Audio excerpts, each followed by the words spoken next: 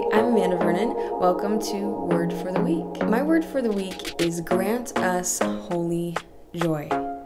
So I'd like to share with you how I felt the Lord speaking to me in Mass this last weekend and what I think the Lord is calling me to do with the word that He's given me. So I'll begin by describing the setting of where I was in Mass this past weekend in South Bend, Indiana at St. Joseph Parish. So last week I talked about distractions in Mass because of my own kids.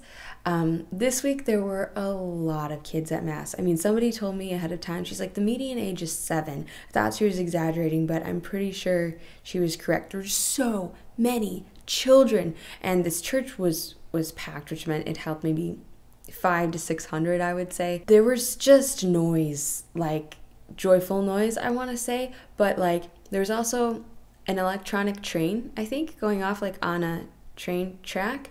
I think it had 4 cycles because I heard this go off a number of times during Mass, and the first was you could hear the train coming, chugga chugga chugga, and then there was the whistle, and then there was the rumbling of the train, and then a dull humming sound of the earth shaking maybe as the train went past, and it was so distracting.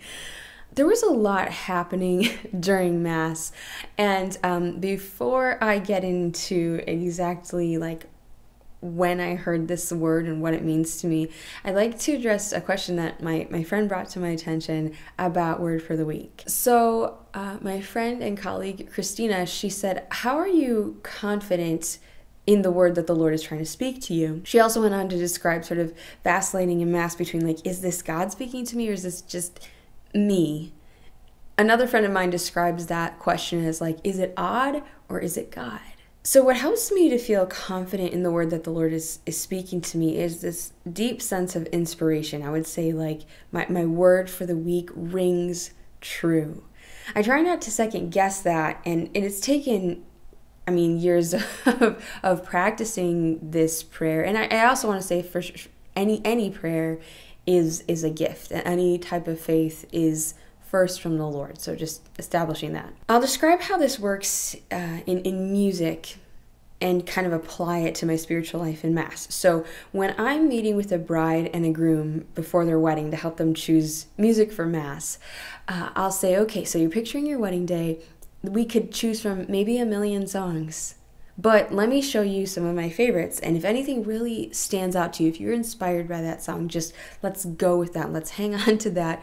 Let's write it in your wedding program and plan on it instead of second guessing it. So let's say I'll start playing on the piano some kind of a processional song, and the first is Jesu, joy of man's desiring, and I play da da da da da da da da da da da, right? And the groom's that's nice. He looks at his bride to be. She's okay, nodding her head. All right, so we go on to the next song, and I play Canon in D, and as soon as the notes begin, I just see a change in her, and I'm da da da da da.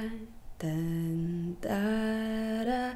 And all of a sudden her eyes are welling with tears, and her fiance, he has his arm around her, and they're just having this moment, and I'm that's what I'm talking about. That's inspiration, right? It's ringing true. I have a similar feeling when I hear my word for the week in Mass. It's just something that stands out so clearly to me, and it strikes my heart, and I'm that's it, that's what I needed to hear. I can also appreciate my friend's question, is this God speaking to me, or is it just me listening for something because of where I am right now? Well, I heard this preacher talk about when we communicate with God, or when we're trying to serve the Lord, is it 70% God, 30% us, is 50% God, 50% us? And he suggested it's 100% God and it's 100% you. So I've come to realize okay, going back to where I was in Mass this weekend, is 100% God. God is there speaking to me, and it's 100% me. Here I am in the midst of all these children and choo-choo trains going off, and there's my real distractions, and it's my real nerves about singing that day and everything that I actually brought with me, and that God is meeting me in that place. So the word that stood out to me this week came during the collect, which is like the initial prayer where the priest kind of gathers up all of our intentions to begin the Mass. I don't know why it's called collect and not collect, but it's spelled the same way, and I don't know if it's just a church pronunciation. So during the collect, the priest says, "Grant us holy joy." And that prayer just rang true in my heart. It just rang out for me. So what is the Lord asking me to do about that this week? Over the course of the last few days, I've been asking the Lord that question, and two things have been standing out to me in particular. The first, that idea of holy joy, is to me joy that is complete and full. And so last weekend, as I was presenting my ministry, I was speaking and singing at this next level of evangelization for me.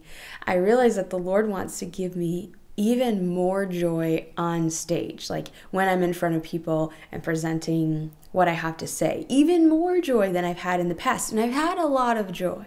So the idea of having an even more full, even more holy joy is kind of mind-boggling to me, and it's almost intimidating.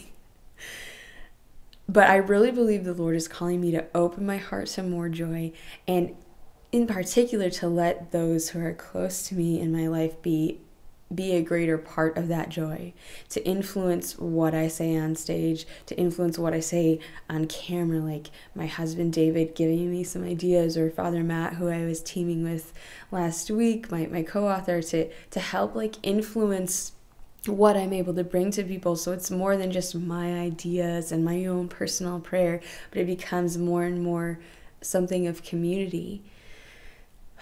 So that's exciting, and it fills me with some anticipation, but I think it's holy joy. The second aspect of what I think the Lord is calling me to do with this word for the week is to take up fasting once a week on Fridays. The past several years of my life haven't been ideal for fasting because I've been pregnant or nursing or recovering from pregnancy. But leading back into ordinary time now, I think I'm ready to take on a weekly fast on Friday. Whatever it's going to be is going to prepare me and prepare my heart for more joy, because fasting is a preparation for feasting. Like if you think about Thanksgiving Day, like the day before Thanksgiving, you try not to eat anything, or the morning of Thanksgiving, maybe like only have a very light breakfast because you're getting ready for this Thanksgiving feast. So that's how I think of fasting, and I think the Lord is calling me to incorporate that into my life on a weekly basis now in the tradition of the church on Fridays. So I'm looking forward to the outcome of that, and I'm really grateful that I was able to share my word for the week with you today. This episode is made possible by my patrons. I'm so grateful to each and every patron. Your support allows us to be able to make this video, and for me to move into this next season of ministry where I'm focusing all of my talents and our professional efforts on evangelization. So without our patrons, we wouldn't be able to make these videos. And the more patrons we have, the more we'll be able to grow this digital element of our ministry. So it helps me to be able to work from home, like we're recording this video in the comfort of our own house, like while our kids are sleeping. And it's just been a comfort to me to know that I can be close to my family while doing ministry. So if you'd like to consider becoming a patron, you can check out the link below. You'll receive different rewards and our undying gratitude.